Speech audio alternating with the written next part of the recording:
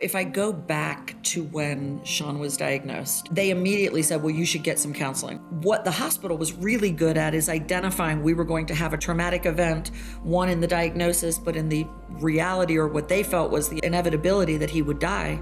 And so they wanted to set us up with resources. So we began that mental health, we had mental health support. And ironically, they didn't look at my husband, who was a firefighter, and say, you need to get mental health counseling. They looked at me and said that, which is in itself part of the challenge back in the day, that I think we are breaking that stigma that men also should and would and could get mental health support. So I think back then, what was very easy to guide is you should go see a counselor.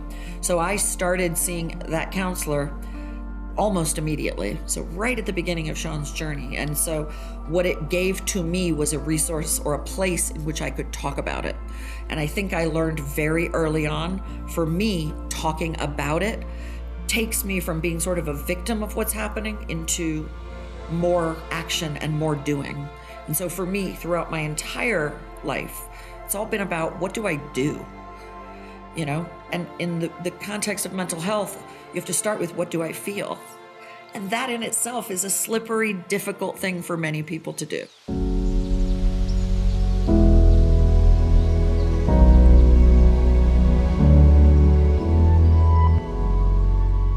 Thank you for joining Prevention Pioneers. Today, we're joined by someone whose story blends leadership, resilience, and a deep commitment to supporting mental health before crisis hits. Dani McCauley is the U.S. growth leader for consumer benefit solutions at Aon and has spent over 30 years in the benefit industry, from carrier to consulting, helping organizations rethink how they support their people. Dani has also experienced profound loss that reshaped how she thinks about life, work, and mental well-being. Dani, welcome to the show. Thank you so much, Mike. It's great to be here. It's great to have you here. Now, you spent 30 years in the benefit industry, from carrier to vendor to consulting. What's the biggest gap you keep seeing between what employers offer and what employees actually need? So I would really focus in on the biggest gap of being education, and that is employer can build the most comprehensive, rich benefit plans, but if their employees don't know about them, or more importantly, how to use them at that moment that matters when crisis hits. So it's really about education, and then about wayfinding beyond just getting educated about a benefit or choosing a benefit, but actually using a benefit. And I think I've had these profound moments in my life where something really serious happens. And the big question is, where do I go? What do I do? And so wayfinding through your life's journey is, I think, one of the biggest challenges, beyond where we all have struggles and we all have, as an employer, you're going to have an investable dollar amount you can spend, beyond what you are actually spending on it, thinking about how are you delivering that, and how is somebody easily finding their way in a moment that matters. Yeah, that's great feedback, because I feel like most companies today are doing a decent job, Dani, of checking the box, right? I mean, there's so many point solutions out there for mental health, and for any benefit need, obviously, within a company. But it's gotten to the point where there's so many benefits out there. And to your point about wayfinding, a lot of times, even though it's incorporated in the benefits book and in the handbook for an employee, they just don't really know what they have and how to access that. And it becomes overwhelming at a point in time. It's overwhelming for employees. Just to say it, employers have point solution fatigue. There are so many things that we can do. The modernization of healthcare and the modernization of benefits is a prolific and wonderful thing, but there's so much of it. It's really about hyper-personalizing the journey, the right moment, the right message to the right person. And my right message might need to hit differently than what you might need to hear at your time of crisis or at your moment of decision making. There is just an abundance of tools and solutions, but not an abundance of refining that into what's needed. And the education piece is so interesting, right? So it's education on almost in two aspects, right? It's education on how to utilize the benefits that you have, right? Yep. The wayfinding journey of the benefit package that your company offers. But it's also just education on the actual issue that you're dealing with, right? And let's talk about mental health, right? Yeah. I mean, we're on a podcast today, Prevention Pioneers, which is the podcast for Spirence, which is a education and prevention platform solely focused on educating people about the mental health journey that they may be experiencing. A lot of times people get overwhelmed with the feelings of anxiety and depression and trauma, but they really don't know what it means.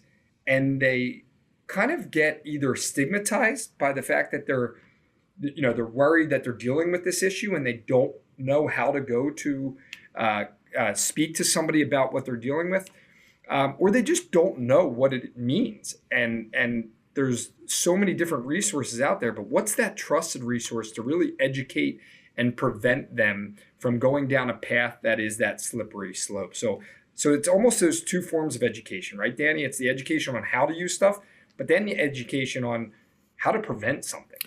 Yeah, and I think people you don't self-identify as needing mental health support.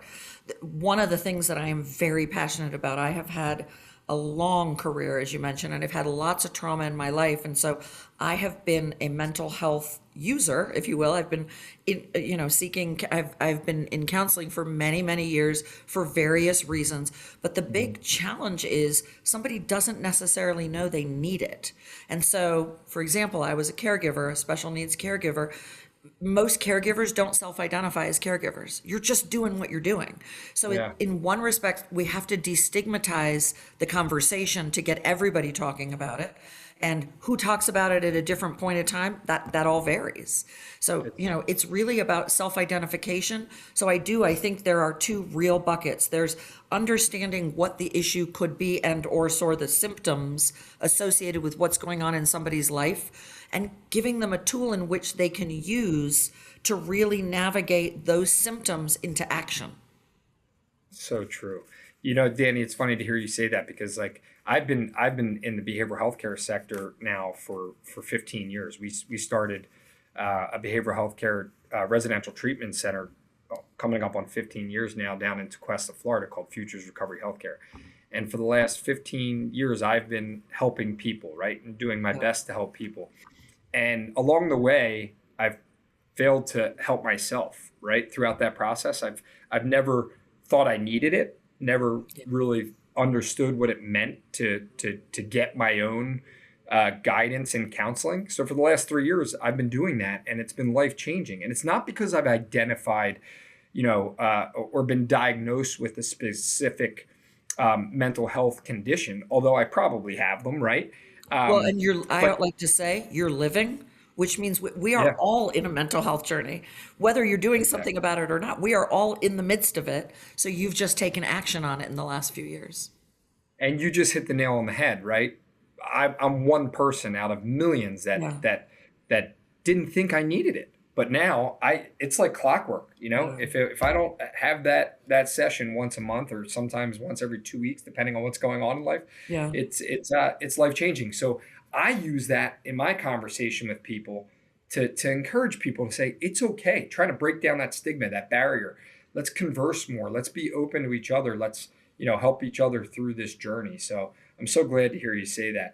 And, I have a question on that regarding your senior role at Aon and the leadership and also dealing in the last 30 years within the benefits sector. Do you feel that most senior leaders genuinely believe that investing in these various solutions for well-being pays off? Or do you feel like it's still hard to sell within that boardroom? I think there is an unequivocal agreement of the value of these kinds of services. I think there is question about the ROI, but I also think that where we are environmentally as a country, in our workplace today, there's so much coming at employees. One, I think it's my priority, and I take my responsibility to talk about mental health very seriously, because I think like I said, there's so much stigma to it. But I think there is no question that mental health services and supports are needed as we look at mental and nervous benefit claims incidents going up, which has a cost driver. So there's no question about the need. I think there is still an outstanding question. I liken it to say we're in a market making time as opposed to market taking. There is a world of solutions out there that are, presenting value propositions, and the world is still deciding which one they like. So there will become a time, if you look at, say, how we used to buy books versus how we buy books now, pre and post Amazon, there will become a time where somebody like an Amazon, becomes a disruptor in the distribution and the value chain. And when that happens, if they are so prolifically successful in it, that will become the market taking position. And then people will go towards that light and pursue it. But I think in mental health, I think in caregiving, in a lot of different areas, we're still in a market making position. We're still figuring out what it should be. And then, by the way, once you have a market taking position, then you've got the disruptor that comes in and tries to disrupt that. Yeah, no, that's so valuable. And it's so funny. The ROI piece is definitely a major piece for companies, right? Obviously, to your point, I think everybody's done a good job of identifying that this is the elephant in the room. Yeah. Right. We need to do something about it. We can no longer just sit back on it. We just can't. We can't, right? And I think every company, rightfully so, is positioned to think about that ROI, right? They're stewards of capital, no different than they are stewards of the people that they employ. So it's melding that to the two responsibilities, right? It's melding the responsibility of, I gotta make sure that I'm doing the right thing by my key assets, which are my employees. And I got to make sure I'm doing the right thing by, the fiscal responsibility of the company. How do you blend the two? And how do you really target that ROI is always a challenging thing, especially when it comes to mental health. And then if you look at the multi-generations in the workforce and you look at various industries, the population within each organization varies so dramatically. So you can't just spread peanut butter over it. You've got to be much more thoughtful about what kinds of solutions fit your employees. And then if you're a large employer with employees all over the place in different roles, et cetera, different styles of employees and different personas. So there is not a one size fits all, and that's one of the challenges. So employers are tasked with looking at what can I solve that has the greatest effect for the most people or the greatest ROI, but that's not always the answer because we're all going through these very personal journeys, myself included. And what I needed 20 years ago when my son, or 25 years ago when my son was diagnosed with a fatal brain tumor, and what I needed at that moment, through the fact that he survived, and then he was a special needs kiddo with cerebral palsy, nonverbal, non-ambulatory. What did I need as a caregiver of a severely special needs child? Then what happened when he lost his journey and the cancer returned at the age of 20? What did I need then? And then he died, and I needed grief counseling. And then, oh, by the way, 2 years later, my husband died. So I think about all these moments in my life. Not one of them looks like the other, including losing my son and losing my husband. My grief journey for both of those was profoundly different, just wildly different. What I needed at each moment is dependent on a lot of unknown factors, or a lot of complex factors of who I am, how old am I, what's my financial situation, what kind of responsibilities I have. That's a very complex journey, which is why I'm so passionate about prevention and creating resources ahead of the need, rather than waiting until the need occurs. Wow, Dani, thank you for sharing that about your personal journey. I know it's always so hard for people in general to talk about losses as profound as you experienced. So we appreciate you feeling comfortable to share. It's my privilege to talk about my son Sean and my husband John. I say, the more I say their names, it makes, this is an intention exercise that I do in my life every day. The more I speak my husband John and my son Sean's name, the more I focus on the life they lived and not the death they had. That's very powerful, Dani, and I'm sure a lot of people who listen to this podcast are going to take a lot from that, who have also experienced losses in their life. And that's So a thank you. universal truth. It's not a cliche. We are all going to lose someone we profoundly love. So true. It's an inevitability. Yeah. And you touched a little bit on some of the experiences and needs that you had throughout that journey, right? Starting with your son Sean, 25 years ago, I believe you said, Yeah. when he was first diagnosed with his condition, and everything that you needed from education to prevention to clinical support through the last few years when you had obviously the loss of both your son and your husband, changing into a different need, right? Yeah. Probably more of a clinical need at that point in time, or a grief and counseling need. How do you feel that the companies that you were with at that time met that need? And I know that's probably a challenging question to put a company on the spot, but just in general, do you feel like the company was well equipped with meeting that need, or do you feel like you were a bigger part of the solution by bringing kind of your need to the company? So if I go back to when Sean was diagnosed, it was November 29th of 2000. He was 10 months old. And what I would say at that time, I was working for a .com startup with visions of stock options in my head, stock option fairies in my head, and he was diagnosed. And to be really candid, I was just in shock. I was in survival mode. Do I think the resources back then were well aligned for me? Not remotely. But here I am, a first-time mom, and I'm in a hospital, a pediatric children's hospital in Southern California, and they immediately said, well, you should get some counseling. Well, we should, because when my son was diagnosed, he was diagnosed with an atypical teratoid rhabdoid brain tumor. And that is, at the time, it was an orphan disease, maybe 35 diagnoses a year around the world, and it had a 2% prognosis of living 6 months. And so what the hospital was really good at is identifying we were going to have a traumatic traumatic event, one in the diagnosis, but in the reality, or what they felt was the inevitability that he would die. And so they wanted to set us up with resources. So we began that mental health, we had mental health support and, go to a counselor. And here I was, a first-time mom, and, ironically, they didn't look at my husband, who was a firefighter, and say, you need to get mental health counseling. They looked at me and said that, which is in itself part of the challenge back in the day, that I think we are breaking that stigma that men also should and would and could get mental health support. But they said, Well, not only men, but men in that position oh, of yeah, first responders. That yeah, even, right? yeah. Absolutely. So I think back then, what was very easy to guide is you should go see a counselor. So I started seeing that counselor almost immediately. So right at the beginning of Sean's journey. And so what it gave to me was a resource or a place in which I could talk about it. And I think I learned very early on, for me, talking about it takes me from being sort of a victim of what's happening into more action and more doing.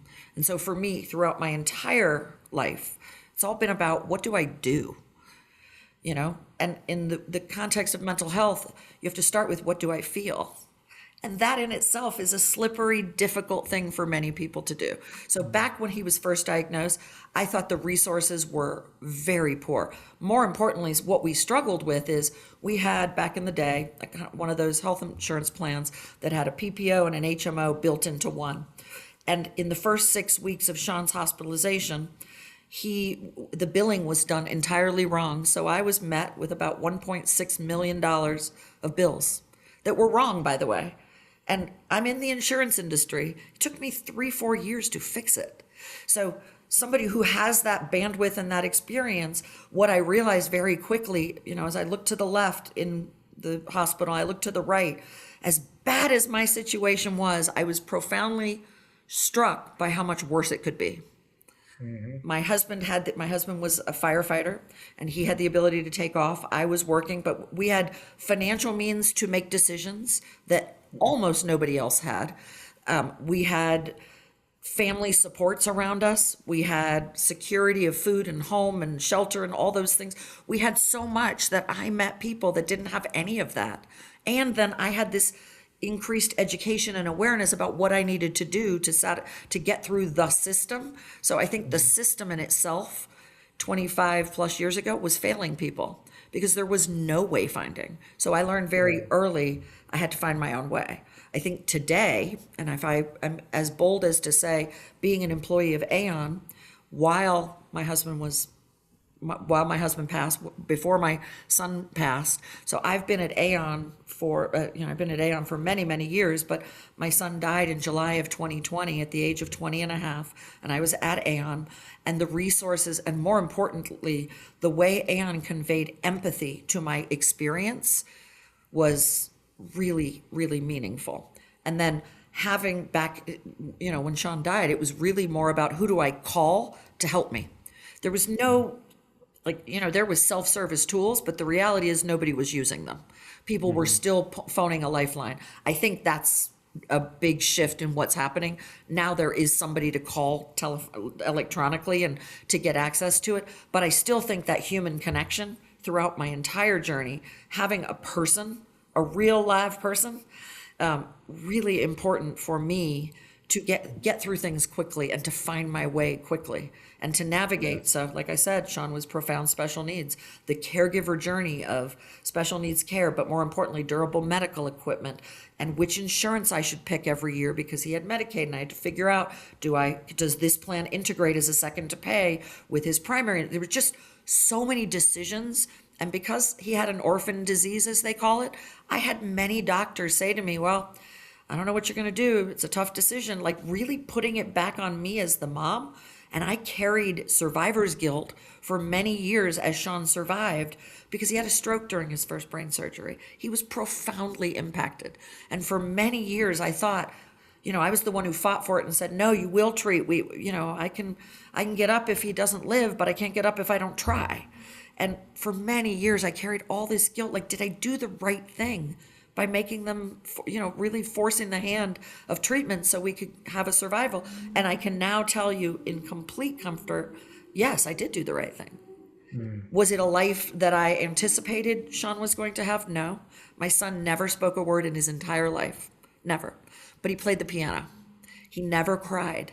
Something happened during his first stroke, lost his ability to cry, but he had the ability to laugh. So my memory of Sean is this amazing laughter throughout his life. And so I was a singer, and he was the piano player. Him and I had this language and this way we would communicate where he would play and I would sing. And so I have these incredibly powerful moments and proof of quality of life in a completely different way of how I would have anticipated it. But all these things they add up. Yeah. You know what? It's beautiful to see your glow when you talk about Sean. And it's such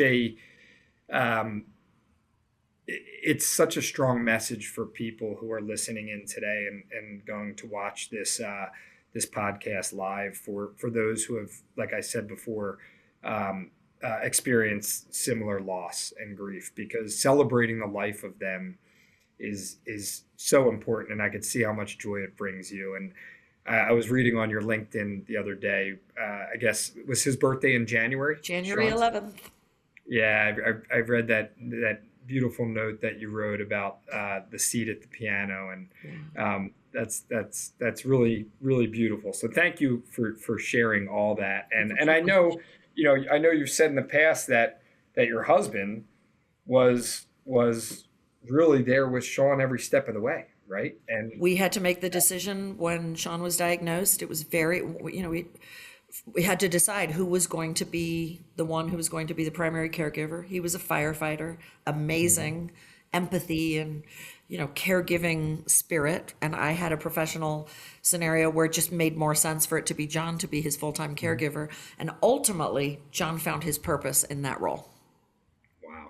And that purpose, if you watched, my husband was this big, barely firefighter guy. He would walk in a room and I would walk in a room. Sean, he was the light of both of our lives, but Sean would immediately hone in on John. John was his person, his number one. It was the most beautiful thing to watch. At night, we would sneak around the corner to see if Sean was awake or asleep. And, John was the light and the center of Sean's world. Now, I was what I like to say, I was the chief medical director of Sean McCauley Corporation. I was the one who was doing all that. And then candidly, my husband had PTSD, which we'll get into some of what I believe is my purpose in this on this earth, and is to take these moments of pain and turn them into something to make somebody else's journey less painful. But, ultimately, when I think about Sean and I think about John, what I really believe is Sean gave me purpose. I didn't realize it at the time, but when Sean was originally diagnosed, I was in a car with my husband and one of our best friends, and I said, I don't know why this was supposed to happen to me, but I know it was supposed to happen to me. I don't know the reason why. I now know the reason why, but I did not back then. And it's clear to you that these moments in your lives have real meaning that change everything. There's like a before and after moment. I have a before and after day in my life, which is November 29th, 2000.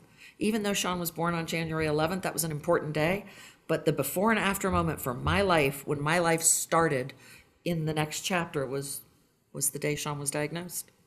To hear that relationship with John and Sean, and to know that John passed briefly after Sean did. He died of a broken heart. He died of pneumonia, but he died of a broken heart, and he lost his purpose.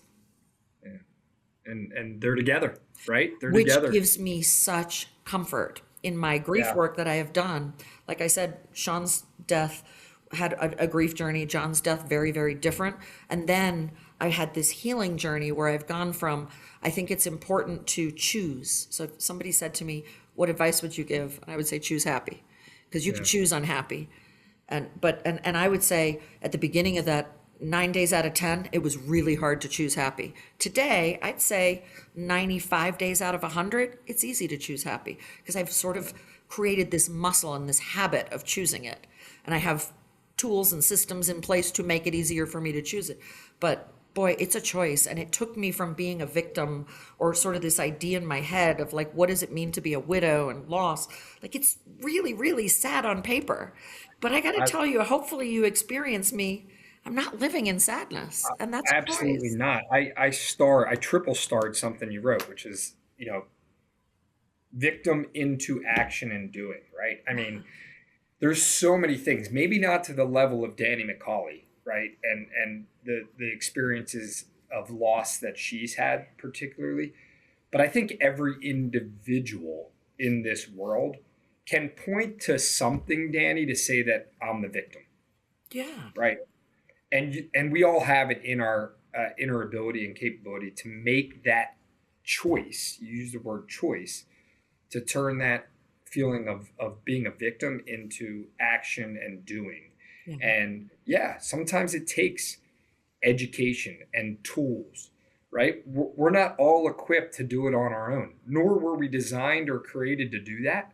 That's why we have individuals to help us. That's why we have support systems, as you mentioned multiple times, and learning how to extend yourself into that support system and surround yourself with people who are willing to give good, positive energy, by the way, right? Yeah.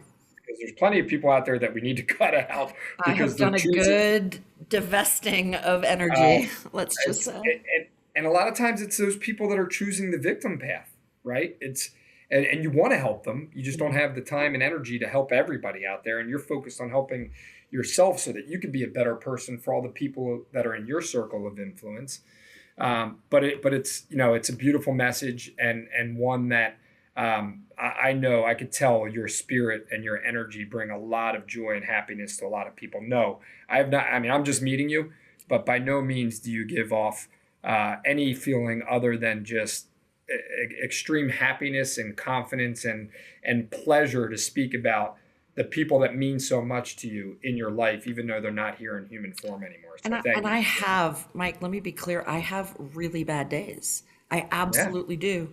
But because I put mental health at the forefront of my daily, and I have tools to focus on those bad days, to create the change in those bad days. And I've also had enough good days to know that it is a choice. Well, if you weren't having bad days, then we wouldn't be human. We're not human. Yeah, it's the human condition, good and bad. Exactly. You obviously mentioned a couple times Dani, and I want to touch on it because it's so important to, I think, the broader scope of mental health. Especially, I believe that there's a lot of people beyond just firefighters, police officers, Department of Defense employees that are first responders, right? I think first responders is a much broader term.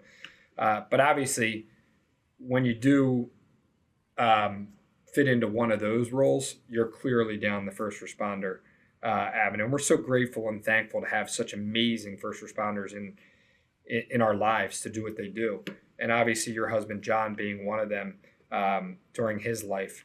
And I know that's a passion to you. I know that, mental health combined with first responders is a passion. I'd love for you to speak a little bit on that. Obviously, it's easy. The easy answer is, well, yeah, my husband was a first responder, and I've had this road of mental health experiences. But if you could elaborate more onto why, I think we started scratching the surface a little bit, Dani. I would love to. The feeling that comes with like first responders having that, we don't talk about that, we don't do this, we're strong, we run through walls, we're on the first lines, like that I think needs to be broken down because they are human beings too. So maybe just elaborate on that a little bit. Sure. So like I said, my husband John was a firefighter in Malibu when I met him. And when Sean was diagnosed, my husband had, his reaction to this diagnosis and the reality that they said Sean won't live 6 months. And I had my own reaction. So we had like kind of parallel journeys, but different experiences of it. And what I should go back and say is, so my husband was in the military prior to becoming a firefighter. And just to say it, the community of firefighters that he worked with were amazing. I was just drawn to that community. But what was also very clear is this was kind of a macho group of guys. And a lot of them had been in the military, and you don't talk about your feelings. It's not a problem unless you can write it down and there's a solution to be answered. And so as Sean, his diagnosis, and then as the caregiving needs, John had a bad back, and he had been prescribed prescription painkillers. And over the course of a few years after Sean was diagnosed, started to increase his utilization. It was a way in which he could numb the feelings of pain that he had for our son's diagnosis and for this potential that Sean could die. And, John and I used to talk about, John would talk about what would he bury Sean in? Like, what would he, like, I remember this vivid conversation where he said, I thought about what we would bury Sean in. And so how he was processing it was very, very different. And what I didn't realize at the time is he had PTSD. John had PTSD at the hospital setting. So for Sean's entire life, John was Sean's number one. But anytime we had to go to the hospital, I needed to go because John would just shut down. And so it wasn't something he was talking about. Over the course of a few years, his prescription painkiller use went up, and we got to a precipice where he was going to have to do something about it, or we weren't going to be able to stay together in a family unit. And so he went to rehab. And I'll tell you what, I thought I was whole, right, going into that. And what I learned in my own experiences, I was equally as codependent to his addiction. But throughout his recovery, and it's really not about, he absolutely went to rehab and came to a place of recovery. But what I realized is he hadn't been talking about a lot of his prior traumas. And so that was his first time in an intensive inpatient therapy to talk about it. And what I remember is it sort of unlocked something for him that he had an audience to talk about what he was feeling. And that was very new to him and not something he was comfortable with. But boy, when he had it, you could feel like a transition of how it affected him. And so one of the thoughts. Almost like he was free. Yeah. And he was, there's in rehab environments, there's, you're documenting and journaling your story. And a part of the process of rehab is telling your story. And then you have a day that you're telling your story. And I think that was an unlocking moment for John to tell his story. And when I think about the firefighter community that we knew, and I think about all these different phases of our lives, interestingly, a large percentage of firefighters are ex-military. A large percentage of firefighters, when you look at the data, they are committing suicide at a much higher rate. And so early on, I learned firsthand what it means to be a firefighter and the pains that associate with mental health. But then, I want to say, I don't remember the year, but maybe 6, 7 years ago, the state of Minnesota came to us as a client and said, because they had 70% of their population of firefighters were volunteer, and they knew they had an issue with a number of things, including a higher incidence of cancer rate, a higher incidence of cardiac, but also a higher incidence of suicide and underlying a higher incidence of PTSD. And so we came together and created a solution. And that solution included benefits to be payable to a firefighter should they be diagnosed with cancer or a cardiac event, a number of different events in that respect, but also a mental health service that really focused and honed in on PTSD. And so that program has been in place for a number of years now, and it has helped an infinite number of people and their respective families in their mental health journey. And so, I talk a lot about purpose. I don't think in my life there's a single thing that's happened that's an accident, not one thing. And I think it's up to me to decide remember I said to you when Sean was diagnosed, I don't know why this happened to me, but I know it happened to me for a reason. And I think my combination of understanding the firefighter's journey with my husband and then being in a business capacity to be able to affect a program, I feel like profoundly purposeful. And that is what keeps me going and thriving, is having purpose and knowing if I have a bad experience, I have the capacity to actually affect a change for it. It's wild. I wrote that down before you even said it, which is how powerful it is when people in power have the ability to affect change. Yeah. When they want to affect change. And we got to be kidding ourselves to think that Dani McCauley is the only person out there that has this remotely fire to affect change, right? Yeah. And there's so many great examples of it too. Yeah.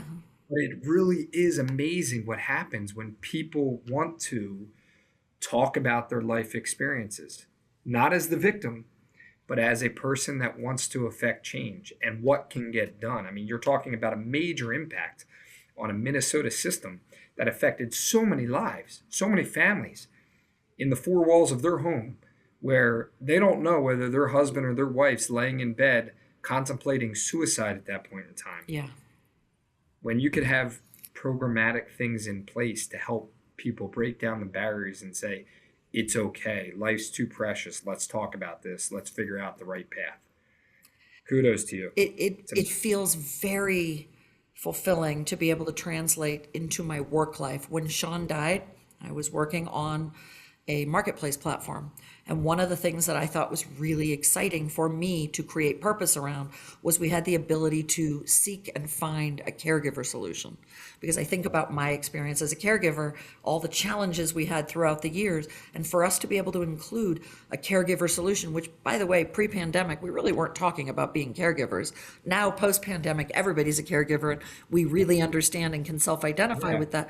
But for me, be able to take the experience that I had as a special needs parent and say, how could it be better? What could I have used? So to find solutions that I can really apply to my life and say, how would that have helped? It's really fulfilling. And so to me, I think there's an immense opportunity to use the painful moments in your life, whatever those are, to affect change. Because inevitably, whatever those moments are, there's a way it was handled, the way it was done, the way you experienced it, and then there's the way you would have liked for it to have been handled and experienced. And that's a moment that can be the impetus for change. No, you're absolutely right. At Spirence, which is a company obviously that we launched a few years ago and proudly are partnered with Aon, thanks to you and your team. That's one of the things we focus on, obviously, is the 75% of the universe, the workforce, right, that we feel are underserved, meaning like there's not enough mental health tools out there to provide the 75 people who identify as mentally healthy, which I put Dani McCauley in that bucket. I do too. Yeah. A tremendous amount of grief and loss experience over 30 years, 25 years. You could have easily decided that you are going towards that 25% bucket, right? Yeah. 25% people who need like heavy clinical intervention. Not saying you didn't get clinical intervention, but heavy clinical intervention. You chose to utilize resources that were at your hands. You chose to use your own inner power and your circle of influence to build upon the experiences you had and use them in a guiding light. I think there's more tools out there that can help that 75% of the people who identify as mentally healthy, who are going to have challenges. You said at the beginning of this conversation, who are going to lose eventually somebody that they love. It's just the matter of fact. Condition of living is dying. Exactly. So the more we can do on the front end, prevention, it's going to help everybody long Which really term. starts with destigmatize, Yeah. which is why I think it is part of my responsibility in my life to talk about it, because I think we need to destigmatize these experiences that we're having, and they shouldn't be these secrets kind of keep you sick. And so for me to talk about it, it's actually gives me great life. I meet strangers all the time and I talk about my experience. The number of people around the world that I've had conversations where they say, I lost my wife, and they can't even say their name without a hitch in their voice of tears. And I say, tell me about it. What was their name? Tell me about it. Just having the conversation about our experiences, talking about what our mental health issues are. That's a responsibility as professional leaders, is to talk about it. And you know what? I think that destigmatize times 3, right? Yeah. Destigmatize. I think it starts with each individual. Each individual, because whether it's dealing with addiction or trauma, or I use the term recovery to kind of blanket mental health, behavioral health. You could be in recovery from, anything that has to do with mental health. You don't have to be in recovery for addiction, right? Right. I know. But it's about self-identifying that you're ready to move on from that. And it takes help, right? It takes outside help, it takes tools. I'm not saying it comes naturally, but it's about being ready to identify as somebody who's ready to move on from that challenge. And I think take addiction. I was just going to say, I think when the fact that I started counseling in 2020 when Sean was diagnosed, being a regular user of it, if you will, I was a frequent flyer, if you will. When Sean died, I was well enough aware to know that the counseling I was getting wasn't going to be the counseling I would need in the next phase. And so having it being a part of my regular everyday language allowed me to go and then identify a grief counselor, which was a very different bucket of need. And then I had an amazing grief counselor that I really, was just, and I was about to stop. It had been about 2 years, and then my husband got sick and I stayed in grief count, but really understanding is like having these prevention tools on board and considering yourself, I'm prevention ready. Like I am, I have tools I am doing mental well-being check-ins with myself. I personally am a big believer in meditation, whatever you're doing, having all those prevention layers ready, because then something acute is going to happen, and being ready at that acute moment to know what's the tool I need now. Different tool for a different job. I'm going to use that one. I love that. Yeah. That's helpful. Well, I'm going to change the tides here a little bit. I know by the way, you're so easy to talk to. I could do this for hours with you, Dani. I am jokingly referred to as a long talker. I can talk for hours. You're amazing. You're not just a talker, you're a purposeful. Thank you. Conversationalist, I would say.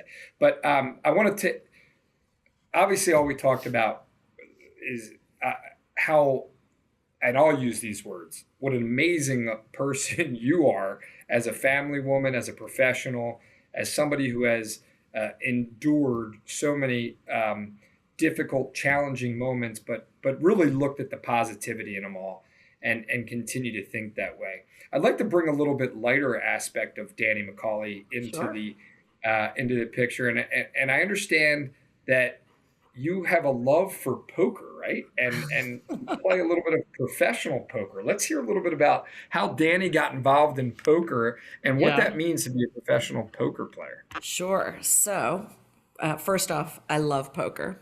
It is the perfect blend of math and psychology, or art and science, as I like to say. So when I was a kid, my dad was a poker player, and he would have the guys' poker game. And, very young, 8, 9, 10, I would watch. And then at about 12, I got the opportunity to play with them. And it was really, I have a natural affinity to math. And then I'm a psychology kind of, like, to me, what people think and why they think and how do you affect what they think has always been very interesting. So I started playing poker 45 years ago. Wow. First time I played poker. And, just fell in love with the game, just like my family liked backgammon. My dad was in bridge. My games were a big part, strategy games have always been a big part of my life. But when I graduated from college and I got my first job, I was in sales, and Las Vegas was my territory. So I was in Las Vegas 3 nights a week in the mid-90s, and I'm not a big partier. So I would play poker 3 nights a week in Las Vegas when I was 25, and started out back in the day, it was 7-card stud. And so, I was playing a lot of poker and really, just started to hone that. I played my first World Series of poker, I think it was 2003. Amazing. It's always been like more of a hobby and not something that I thought, I would never, there are people out there that say they're a professional poker player. I will never be a professional poker player. One, because psychologically, by being a professional poker player, it kind of changes how you interact with people and how they interact with you. And part of my secret sauce is I kind of look like a school teacher. I look like every woman you would meet. First off, there's not a lot of women in poker. So that becomes sort of a great way to disarm someone from thinking that I would be bluffing about a hand. I don't look like I'm a bluffer. Oh, I am. But, so early on, I won my first tournament in 2005, played my first World Series in 2003, and have played over the years. And candidly, after, Sean, I taught my husband how to play poker because he was not a poker player when we met. And so he became a poker player, and I taught him how to play. I taught my younger son, Connor, how to play poker. It's been a theme throughout my families. And when John passed and I found myself as a widow with way too many Tuesday nights free, if you know what I mean. Widows will talk about, people will invite you to dinner, or some widows will say people forget to invite you to dinner, and that's really painful and hard. But what I always really found the hardest was the typical Tuesday night where my husband and I would be making dinner, watching a program with the kids, whether it was Shark Tank or whatever. I just missed that sort of connection. And for me, poker became a really nice thing that I could do that would be social, that I could be with other people, but wouldn't have to necessarily know them. And then over the years, I now play a lot of poker, and I have a lot of friends in the poker community. So there is a friendly community that exists there, but I found it to be a really nice way for me not to have to stay home alone, if you will. Once again, not playing victim, but turning it into a positive and an actionable item. And so now as a widow and playing, like, I view it as a silver lining. I play the World Series of Poker every year. I'm actually on my way to Prague in a couple of weeks to go play the World Series of Poker Europe. It is amazing. A great passion of mine. I'm a student of the game, and so I'm studying game theory. And I think somebody said to me, "What's your superpower?" And I think the superpower is I can make somebody believe I have the goods when I don't, and get them to fold. And I can make somebody believe I don't have the goods when I do, and get them to call. There you go. That's great. I appreciate that. Well, so give me one thing about, let's take poker into the broader conversation. And what's one thing maybe the poker table, sitting at that poker table, has taught you about emotional regulation, right? So maybe it's reading the people, managing high stake pressures. Just give us a little bit on how that's kind of plays into our conversation today. Yeah, I think to begin with, poker is first math. Life is a formula. Whatever, you get a job and they have a job description and they have criteria that says you're going to do a good job, you're a bad job. There is a formula for life, if you will, for any moment in life. Whether you're going to the hospital for a procedure, they're going to tell you you're going to go here to check in, and then you're going to go to pre-op, and then you're going to get these. There's a formula for life. That's the math of life, right? And so, for me, regulation comes in being prepared for that, and when I'm not prepared, giving myself grace that it's okay that I am in a situation for the first time. So when I'm sitting at a poker table, one, I'm 57 years old. I've played a lot of hands of poker. Any one hand of poker is not that important, including if I was at a really high-powered poker game and I'm at final table and it's me and somebody else heads up. Yes, in that moment, that seems like a really important moment, but the reality, it's just the next moment in my life. So it's contextualizing any of the little moments into a larger framework, trusting that I am ready for that moment. I have the expertise or the tools to be ready to play that hand. And then also understanding, because I've played so many hands of poker or so many moments in life, that you don't always get the outcome that you want. So for me, poker is not necessarily about focusing on the outcome. It's about focusing on the process. And that's like kind of a formula for life. You know, when I'm having a really bad day and I say today is one of those days that's hard to choose happy, it's really about saying, okay, what do you have to do? What's the process for today? And to be honest, some days I'm just surviving the day and I give myself grace, but that is the process. So it's really identifying that each of these little moments, equally important, is just the next moment. And the outcome, I didn't control whether Sean lived or died. I didn't control whether John lived or died. That was the outcome that I didn't know was going to happen. Yeah. No, that's helpful. Well, that's amazing, and we're gonna start wrapping up here. So I have one final question I would love to ask you before I wrap up, Dani. Sure. This conversation has just been filled with so many great pieces of information for our listeners, and I'm so thankful that you gave us your time here. It's a privilege to be able to talk about it. I appreciate that. What do you want someone listening to who's quietly struggling, maybe not even realizing it, to hear from your message today? Yeah, I think the first thing is to talk about it. Like if I just talk about it, whether you are doing that with someone in a professional capacity, someone who's got a mental health provider, that might be a step too far in the first step.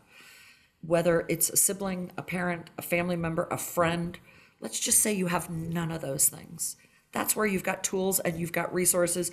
You could be pursuing going to a group and talking about, and I have to tell you, I have tried every single thing you could imagine. I've done EMDR, I've done talk therapy, I've done energy healing, you name it, I've tried it. But the first thing I would say is don't suffer alone in silence. Mm-hmm. Talk about it and say what is going on to someone, because talking about it starts to take the pressure out of the balloon that is filling up inside of you, and that balloon can only get so full before it explodes, and then you have an emergency. So talking about it puts a pinprick in the balloon and starts to let some of the air out. Talking about it starts your moment of action. That's awesome, Dani. Thank you. That could be honestly the best thing for our audience to leave with today is don't suffer alone. I've taken some notes today because I always like to kind of reiterate some of the key points that I hear during these unbelievable opportunities to sit with guests like yourself on Prevention Pioneers. The notion of being prevention ready, right? I think you hit the nail on the head there. It's like there's so many things we can be doing day in and day out to be prevention ready, right? And that's a choice, right? And that goes back to focusing on another thing you said, which is focus on the process, not the outcomes. The outcomes we can't control, right? To your point about what you've experienced with the loss of your son and your husband. You can't control it. But what we can control is our process and being prevention ready. So thank you for that. I think that's amazing. I think another one is, which we've touched on a lot, is we have the choice to be victim. We all do. Let's choose to make that into action and figure out what we're going to be doing to make our lives more impactful, right? To show this beautiful spirit that you're showing us today and be that positive energy for people. So I think, not being victim, but taking action and doing. And one other thing that you said that you slipped in here towards the end, which I think is so key for individuals, because we are all live in high pressure environments and we're always scrutinizing, especially with these phones and the pressures of social media and everything that's out there. Give yourself grace. You said it. We have to give ourselves grace. We could be process ready. We could practice. We could do everything we want, but we're going to mess up. We're human beings. And being able to look in the mirror and say, okay, whether it was a major mistake or a minor mistake, we're human beings. Give yourself grace and learn from it and move on. I think that's a beautiful thing. And then obviously the last one, which was don't suffer alone. So thank you so much, Dani, for joining us today. Anything else before we break off? The only thing I would say is, as I, as a business leader, got to know Spirence and really understand what I am excited about is as this world of technology starts to serve up tools to consumers, it's like the right tool to the right person at the right time in the right format. I think what I am so compelled about for Spirence, candidly, is just the way in which it can interface in people's lives on a daily basis and exist. It really is going to come down to utilization. And the only thing that's going to stop people from utilizing something is if they don't know about it. So, I feel really passionate about our ability as employers and your responsibility as an employer. You've invested in really prolific tools, but if your people don't know about them and they don't know how to get access to them, it's about wayfinding for employers. Help people find their way in those moments that matter. That's great. Thank you so much, Dani. Appreciate you taking the time with us today and for sharing so much about your personal and professional life and your fun life over at the poker table. Yeah. We wish you all the luck in your travels and your tournament and in your future endeavors with Aon. Thank you. Thank you so much, Dani, for joining Prevention Pioneers. It's a privilege. Thank you. Have a great day. That's today's episode of Prevention Pioneers. If this conversation resonated, subscribe, leave a review, and share it with somebody who's ready to support their mental health from the inside out. Learn more about Spirence and our prevention-first approach at spirencewellness.com. I'm your host, Mike Holloway, and until next time, be well.